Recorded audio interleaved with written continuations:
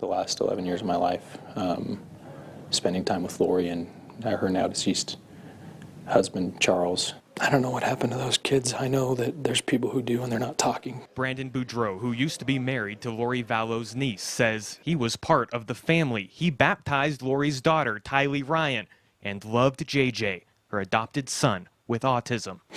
I don't know why they're doing what they're doing. It doesn't make any sense. You used the word cult. What do you mean by that?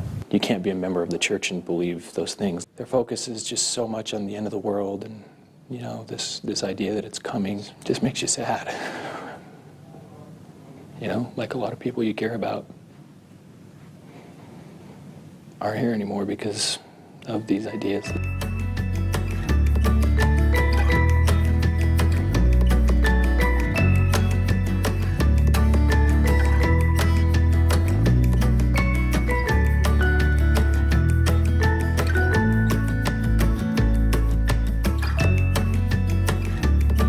Hey friends, how are we doing today?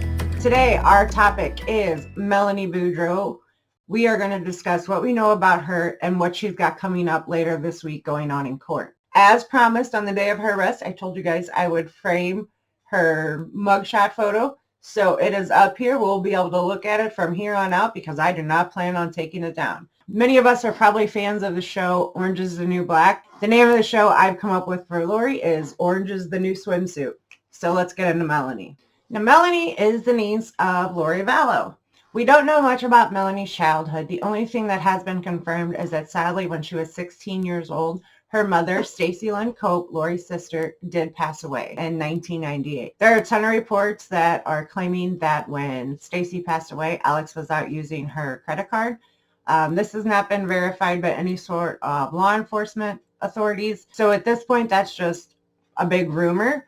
But knowing what we know about Alex, it is not that far-fetched to consider that's something he would have done. Take that as you will. Now, Melani grew up and married a man named Brandon. Melani and Brandon had 4 children, and everything seemed to be going great. Seemingly out of nowhere, in June of 2019, Melani came home one day and told Brandon that she wanted a divorce. Brandon firmly believes that the request for divorce stems from Melani's involvement in the group that Lori Vallow introduced her to. They filed for divorce. The divorce proceedings then went into effect. There was all the legal mumbo-jumbo that comes along with a divorce. Who's going to have custody of the kids and how is all of that going to work? They were working just fine along with that up until October 2nd of 2019. Now, in the morning of October 2nd, 2019, Brandon was coming home from the gym. Out of nowhere, somebody shot at him. Initially, he thought someone had shot a paintball gun at him, but quickly realized that was not the case. According to Lori Vallow's probable cause affidavit that was released late last week after her arrest, it states that when whoever shot at Brandon did,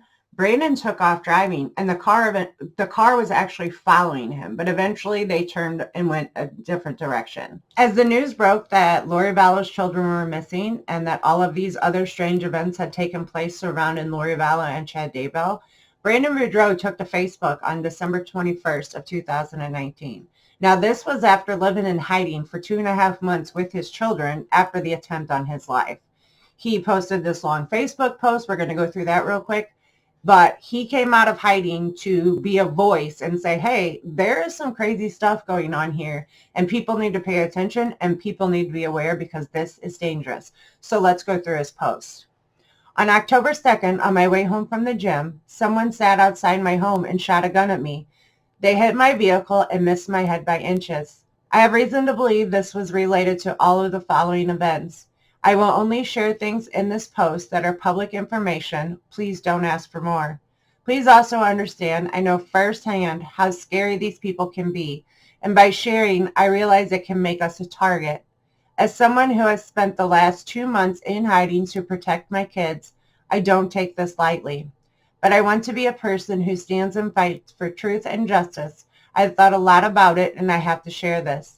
I can no longer sit by when by sharing, I might help someone who knows something to come forward. So he is coming out of seclusion to encourage anybody with information about the whereabouts of Tylee and JJ or about information about the mysterious deaths surrounding Chad Daybell and Lori Vallow to come forward. There was a valid attempt on his life, and he has the guts to step forward. So if by chance you are someone who knows something, any little bit of information that can lead to the whereabouts of Tylee and JJ, by all means follow Brandon's lead and let's bring them home. Brandon goes on to say, okay, this is a story about my wife's cousin JJ. He was born in Lake Charles, Louisiana.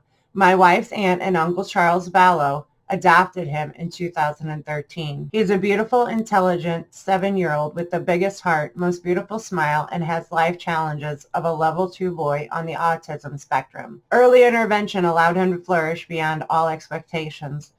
Lori was a wonderful, loving, attentive mother. Things started changing over the past 18 months when Lori began spending all of her time with a new religious group that we refer to as a cult. She eventually deserted Charles and JJ for 2.5 months early this year. Charles did his best to save the marriage, of which she had no interest. My wife at the time, Melanie, began spending a lot of time with this group. At the end of June, she demanded a divorce, claiming revelation about things that were not real, and there was no evidence given, just a claim of being told by the Savior. Just like Lori, Melanie very quickly claimed to have gifts and being able to receive information from what they call the other side of the veil. So apparently, whatever they've got going on, they pass out these gifts like Pez at any sort of their meetings, and they quickly make people believe that they have these abilities. On July 11th, 2019, in Chandler, Arizona, Charles went to Lori's home, which he paid for, to get JJ and take him to school. She and her brother Alex were there. Alex shot Charles twice in the chest, killing him, claiming self-defense. 4 people were there that day: Lori, Alex, and the 2 missing children. Alex mysteriously passed away on December 12th, and these 2 children haven't been seen since September. Worse still, Lori already remarried, and the wife of her new husband, Chad Daybell, mysteriously died on October 19th in Rexburg, Idaho. I am posting this and articles related to the case, begging anyone who believes in justice to please share my post. Help us shed light on this. Someone out there knows something but doesn't know how all the pieces fit together. Help me connect them with the police so we can bring justice to Charles and the other victims. Please join us in prayer and fasting that we find JJ and Tylee alive. Please like and share this to bring the truth to authorities.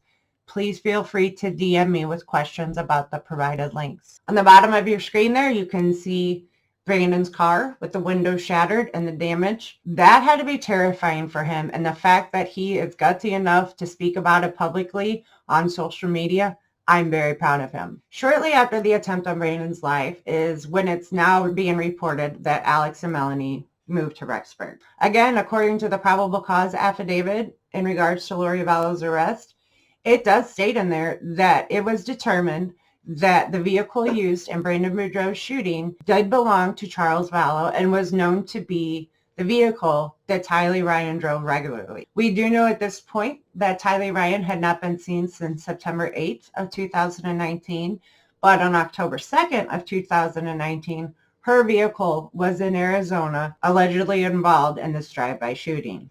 Now, also keep in mind, it's at least a 14-hour drive from Rexburg, Idaho to this area of Arizona. There's a ton of speculation in the storage unit footage that's been released that on October 2nd, that is Alex Cox with Lori Vallow. If what Brandon says is true, that he believes that was Alex Cox in the vehicle, that can't be Alex Cox at the storage unit with Lori Vallow. Another thing to consider, again, keeping in mind the storage unit footage, there's that video of them carrying out what looks to be the back seat of a vehicle, which looks to be the back seat of a Jeep that you can easily take out. Brandon reports that he was shot at from the rear of that vehicle. Were there 2 people in that car? How exactly was that working out? Because I'm very curious, and I am looking forward to the day when investigators release all the information about the day that Brandon was shot at, because that's going to be extremely interesting. So after the attempt on Brandon's life in Arizona, he and his children moved to American Fork, Utah to stay with his parents on their family property, which was probably the best idea for him, because I would not feel safe in my home, and knowing that that attempt was on my life, that means that my children are absolutely in danger as well. On November 2nd, in the wee hours of the morning, Melanie takes to Facebook and decides to post a $10,000 reward saying that her family is missing and she needs help finding him. Reward, $10,000 for the location of my family. Please help. My ex-husband, Brandon, and 4 beautiful children have been missing. We had court mediation agreement that was broken October 16th when he began hiding our children, and he has not taken them to school since October 15th. So they have now been unenrolled due to true and unexcused absences. I've talked to a few of his friends who share they have not seen him and cannot get hold of him. Police will not help because it was in Maricopa County and only the courts will deal with this case, and I am told all I can do is file in court.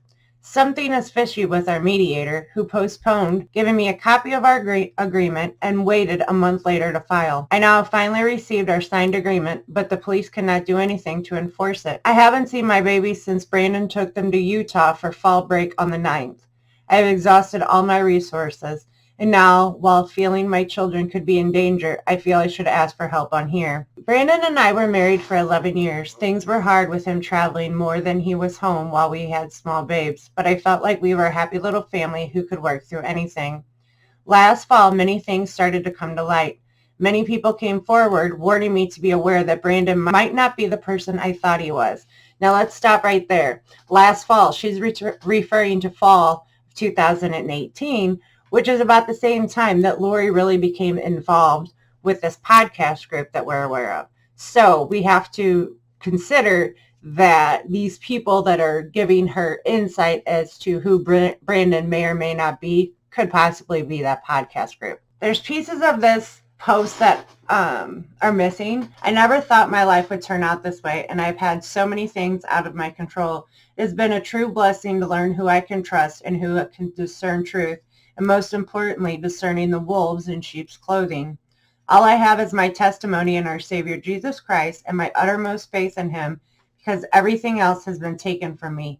He has been such a comfort to me and a security when not knowing whom I could trust.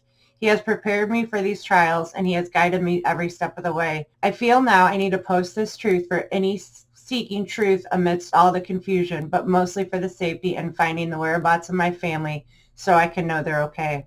I would be so grateful for prayers during this time and any information leading to their current location.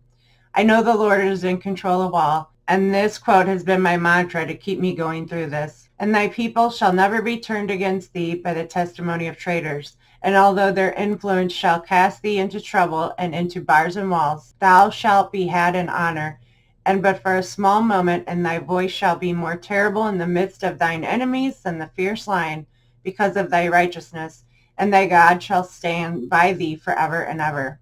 If thou art called to pass through tribulation, if thou art in perils amongst false brethren, if thou art in perils amongst robbers, if thou art in perils by land or sea, if thou art accused with all manner of false accusations, if thine enemies fall upon thee, if they tear thee from the society of my father and mother, and brethren and sisters, and if with the drawn sword, and if thou shouldst be cast into the pit, or into the hands of murderers, and the sentence of death passed upon thee, if thou could be cast into the deep, if the billowing surge conspire against thee, if fierce winds become thine enemy, if thy heavens gather blackness, and all the elements combine to hedge up the way, and above all, if all the jaws of hell shall gape open the mouth wide after thee, know thou, my son, that all these things shall give thee experience, and shall be for thy good.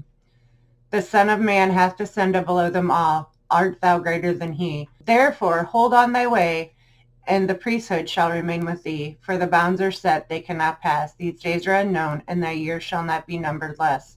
Therefore fear not what man can do, for God shall be with you forever and ever. This long Facebook post starts as her claiming that Brandon has taken the children and run off. Ever since October 9th, she can't find them. All the while, she is not mentioning the fact that just 7 days prior to the 9th, he was actually shot at, and he feared for his life. He feared for his children's safety. So yes, he left town. Absolutely, and I don't blame him. Notice the date, November 2nd, 2019. So she's acting as though she really needs to get in touch with her children. Things really need to take place. Within a couple weeks of this Facebook post, she does learn the whereabouts of her children, and things take a turn from there. Now, November 14th, Melani is arrested for trespassing. Just 2 days prior, she had been warned by police, do not come back here, you need to leave. But on the 14th, she showed up with Alex Cox, and was banging on the door and acting an absolute fool. Only on Fox, new details connected to the family of Lori Vallow. She's the mother of 2 missing kids who used to live here in Arizona. We're hearing the 911 call reporting her niece for trespassing, and it gets intense. This happened in Utah back in November. Fox 10's Justin Lum joins us live to help connect the dots. Mark, Christina, Melani Boudreaux actually moved to Idaho from Arizona without her kids shortly after her aunt Lori did. Relatives say they both joined a religious cult led by Chad Daybell. Now she's involved in a custody battle with her ex-husband. Just 3 months ago, police say Melani tried to take her children from their grandparents, not once, but twice. Get out of my house! Okay. Get out of my garage! Get away from my door! Now! Sir? No! The police are on their way! Get away from my door! Now! You're hearing the 911 call made by Carlson Boudreaux on November 14th in American Fork City, Utah. He's yelling at 30-year-old Melani Boudreaux, who police say trespassed onto her former in-law's property, despite being told several times to leave. Yes, my son's estranged wife, who has made threats, and I don't want her here.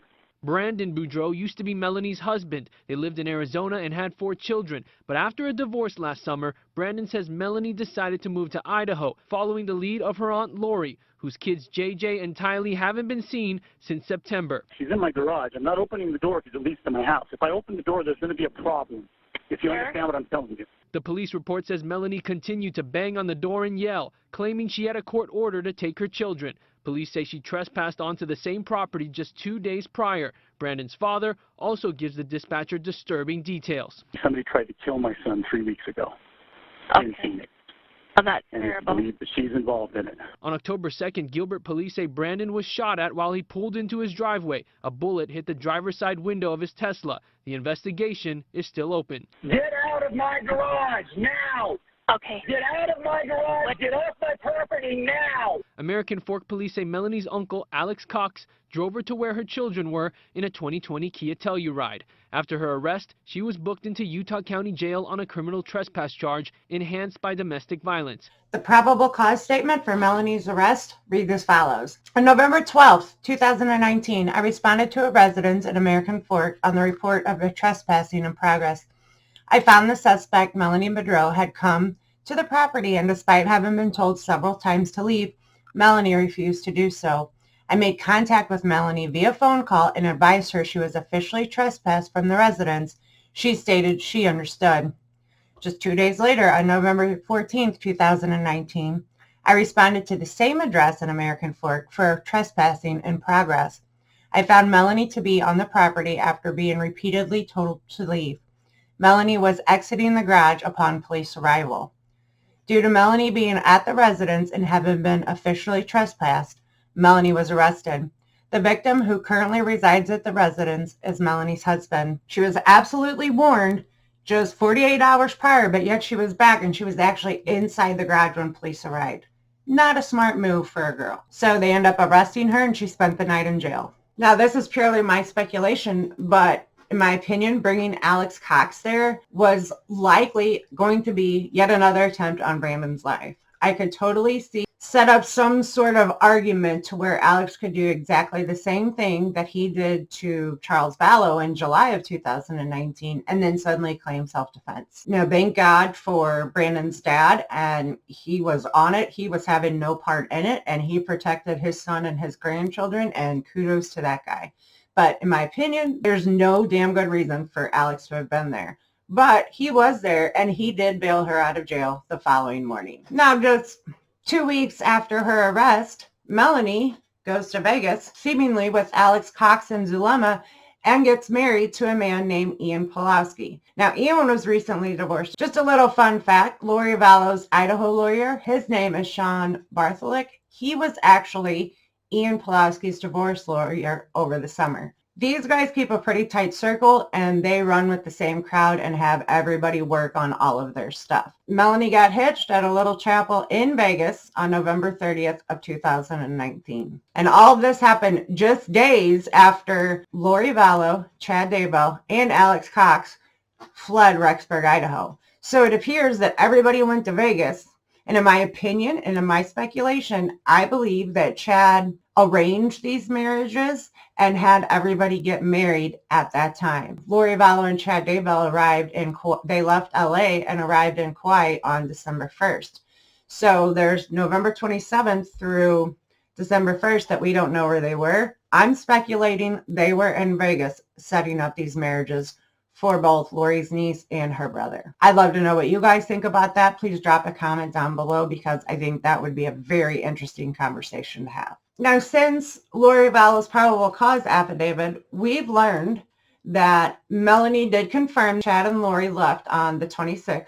She spilled those beans, but other than that, she has not been cooperating with the investigation into the whereabouts of Tylee and JJ. And that sucks. That absolutely sucks. What Melani is up to now is she's trying to get visitation and custody of her own children. She has 4 of them, remember. So she is in the process right now of going through all of this with Brandon. Over the weekend, there's been a lot of documents drops in relation to those family court hearings.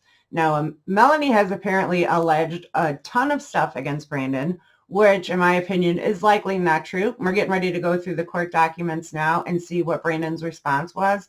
And he pretty much spilled all the tea and said, nope, I don't want her near, and this is why. He talks a lot about what he refers to as the cult that Lori and Melani are both now involved in. And he lays it out there that he wants her to have no contact with the children because he sees her as a danger. These documents are filed in Maricopa County, Arizona. It is now being reported that Melani and her new husband, Ian, have now moved back to Arizona so she can go through this custody battle. We have not seen the documents which spell out all of Melani's accusations, but as we go through Brandon's, it's going to be pretty clear to see what Melani is alleging and how Brandon is basically hollering back at her and calling bullshit on a lot of things that she says. So let's get into it. Number 1 and number 2 basically says he is agreeing with whatever she wrote in the paragraphs listed there. Like I said, we don't have access to those documents yet, so we don't know what they say. Now, it goes on to say, Brandon denies the allegations as written in paragraph 3 of Melani's petition. Brandon asserts that Melani chose to leave Arizona in the dark of night and conceal her whereabouts from Brandon and the children. Brandon did file and was granted emergency custody of the children, and Melani's parenting time is currently suspended. Melani is being investigated for numerous felonious acts across numerous jurisdictions. Some of those acts include the attempted murder of Brandon. It goes on to say he agrees to whatever she wrote in paragraph 4. Brandon denies the allegations as stated in paragraph 5 of the petition. Melani was fully aware of the pending litigation against her, and yet she made no effort to appear for any hearings or to contact counsel for Brandon's office to arrange for personal service. Brandon denies the allegations of paragraph 6 in Melani's petition. Brandon asserts that at no time has he provided false accusations or allegations regarding the severity of the imminent risk of harm the children are at if left in the care of Melani unattended. Melani's new husband has even provided statements to law enforcement that Melani told him shortly after their marriage that she conspired with her uncle to kill Brandon. Melani's new husband has even given up his own parenting time out of fear of what Melani may do or have done to his children. That is huge. That paragraph right there, that's a lot to digest. Go, Brandon. Just throw it all out on the table. I would love to know what Ian's statements are. Those would be mind-blowing. And the fact that he is now with her in Arizona, the fact that he's staying with her is even more crazy, in my opinion. But let's go on. Melani is currently under investigation regarding the attempted murder of Brandon. Brandon denies the allegations of paragraph 9 as well. He asserts that Melani had $1 million of reasons to have Brandon killed. The parties' consent decree had not been submitted to or entered by this court at the time of the attempt on father's life, and Brandon believes that Melani was hoping to cash in on that policy to help support the cult she is believed to be part of. With respects to the statements contained in paragraph 10 of Melani's petition, Brandon finds it interesting that Melani now, months after the attempt on Brandon's life, Melani is in fear for the children's safety in Brandon's care. Brandon asserts that he continues to have serious concerns over the lives of his children if they were to be placed in the care of Melani for any length of time unsupervised. Melani is involved in a cult where numerous members, adults and children alike, have been killed off like flies. Melani's knowledge of the whereabouts of her aunt's 2 missing children and her unwillingness to cooperate with law enforcement in finding those children is daunting to Brandon. Melani's current husband has told law enforcement something to the effect that Melani says sometimes children are full of light and just like that they go dark. Brandon adamantly denies the allegations of paragraph 11 of Melani's petition. He also denies the allegations of paragraph 12 of Melani's petition. If anything, Brandon was more distraught over the fact that Melani was involved in the plot to have him murdered than angered by the fact that she did. He denies some more allegations. And he goes on to say that Brandon asserts that Melani is heavily involved with a doomsday cult located primarily out of the town in which mother currently resides. He's referring to Rexburg, Idaho. Melani left Arizona almost immediately after the attempt on Brandon's life, leaving without a trace and leaving the children behind. Melani only now comes forward as she feels that the suspicious death of her uncle, who was the shooter in the incident involving children, has somehow freed her from her role in the attempt on Brandon's life. This is simply not the case. He denies some more of her allegations, and it states that Brandon is the only parent who is currently safe for the children to be with. Brandon denies more allegations. Again, it was only after the death of Alex Cox that Melani chose to come forward in this case, as she feels that her uncle's death will free her from any guilt she may have with respect to the attempted murder of Brandon. Brandon asserts that he's provided sufficient evidence to this court to prove Melani poses as risk of harm to the children at this time. And then it basically just says that everything that Melani is asserting should be denied, and the kid should just stay with Brandon, and she should be awarded no custody time. Now, Melani and Brandon go back to court on February 27th of 2020, so that's just in a couple of days. It is scheduled that day at 3:30, so after that, I assume we'll get some sort of update, but I cannot imagine that any judge is going to award her any parental rights at all. Like I said, it's now being reported that Melani and Ian are both back in Arizona while this custody battle is going on. So that means that now Ian is separated from his kids. Now, if those statements are true, that Ian is making claims to law enforcement that Melani would be a threat to his own children, why the hell is he still with her?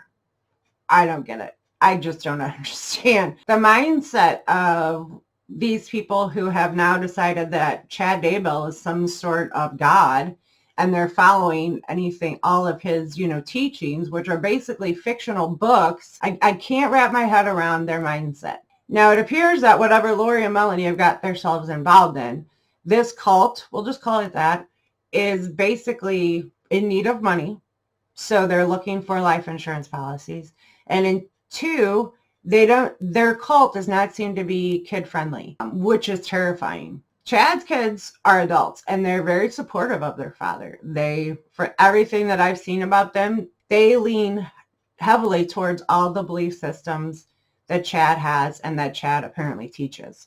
I mean, we really don't have a lot of detail about Melani, but it seems to be very clear that her belief system and that her habits are very much mirroring that of her aunt, Lori Vallow. Will we see Melani up here in a mugshot very soon? It's quite possible, because things that are alleged in Lori Vallow's probable cause affidavit and things that Brandon are alleging are pretty serious. I imagine that soon we're going to see a lot more people in handcuffs in the back of a police car. I don't know. What do you guys think about Melani? What do you think about her and her new husband? What do you think about the allegations that Brandon put in this petition? Because they're terrifying. And if this is in fact things that she has said about children, these are things in fact that her new husband is alleging she said about children, then what the hell is he doing with her? Because it seems to me the only reason he would be with her is because of their crazy cult belief system and that their marriage was arranged by the leader, Chad. That's my opinion.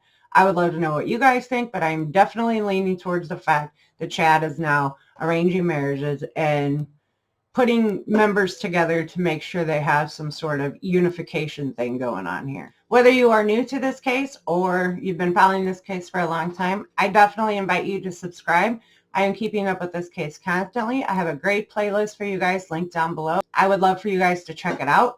There are 2 different timelines included in that playlist. If you're new to this case, there's a pretty basic timeline that I put together way back when I first started covering this case. And that basic timeline will give you information on the predominant events surrounding this case. And I also have another timeline that is very detailed and breaks everything down. And that timeline goes up until January 30th. Now here at the end of the week, we are at the end of February. So what you guys can expect later this week is the February timeline and a recap of what's happened this entire month. It's been very busy and a lot of things have come to light. And then again, on Friday night, we will be live at 8 p.m. Central. So I definitely invite you to subscribe so you can make sure you can be a part of that live conversation. We always have a good time, and the community here at this channel is very insightful. They have great theories and ideas surrounding this case. So I hope to see you guys all there. I hope wherever this video finds you, you're having the best day ever. Until next time, you guys take care, make good choices, and be careful out there. See you when I see you.